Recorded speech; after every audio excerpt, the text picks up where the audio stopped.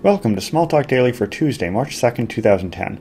This morning I wanted to go through a small example that's kind of useful if you want to be able to fork off additional images from the image you're running to do some job, get a result, and then do whatever it is they need to do. Now there's a little package called polycephaly that allows more automation than what I'm going to show you this morning, but if you just want to be able to start from the basics, here's what you want to do. Go to the parcel manager, and from here you want to go to the directories because we're going to go down to contributed. And in contributed, we're going to select here, and we're going to scroll down to the S's because you're going to find something here called Simple Image Invoker. And you just want to load that. Right down here in the package comment, there is an example of using it. And I've taken that and put it in a workspace. I'll also put this in the text for the post I'm going to put up. What you do is you have an invoker, Simple Image Invoker, hand it the engine name.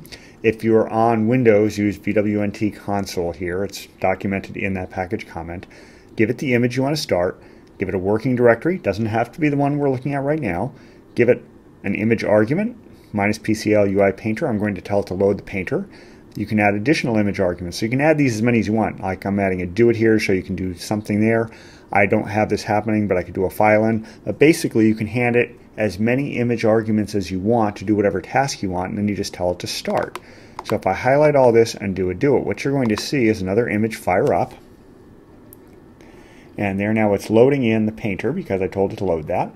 And you'll notice that this image has an hourglass, and that's because I did this right from this process, the GUI process that's running the workspace and the launcher. So I'm waiting for this to finish to get this result. If I didn't want that to happen, I could put that in a block and fork it off at some priority, and it would then run in the background until it was finished, at which point I could examine the result.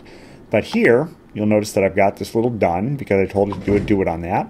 And now what I can do is I can quit this image, and now you'll notice that after I hit no on this, this comes back because I'm completed and now I'm out of that process. So if you wanted to run that in the background, like I said, just create a block and fork it. Otherwise, away you go to the races. Start up as many worker images as you want, hand them tasks off the command line, have them do their thing. So that's about it for today. Until next time, have fun with Smalltalk.